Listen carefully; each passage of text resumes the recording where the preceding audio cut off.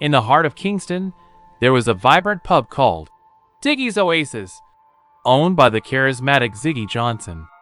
Known for his infectious laughter and unbeatable reggae playlists, Ziggy had turned a modest space into the heartbeat of the neighborhood.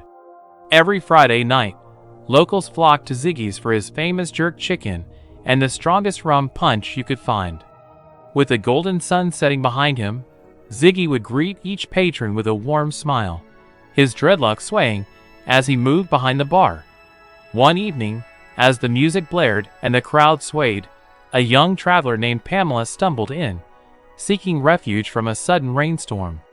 Ziggy welcomed her with a complimentary drink and a plate of food that felt like home. Pamela, taken by the vibrant atmosphere and Ziggy's stories of the island, shared her dream of finding inspiration for her art. Ziggy, an artist at heart himself, encouraged her to wander the vibrant streets of Kingston. "Find the magic in every corner," he advised, his eyes twinkling. That night, as Pamela soaked in the culture, she painted the essence of the pub, capturing the energy of the patrons and Ziggy's spirit. Weeks later, Ziggy discovered Pamela's mural adorning a nearby wall. It showcased not just his pub, but the bond they'd formed. From that day on, Ziggy's Oasis became a canvas for artists and dreamers alike, a place where stories were shared and friendships flourished, all thanks to the welcoming spirit of one Jamaican pub owner named Ziggy.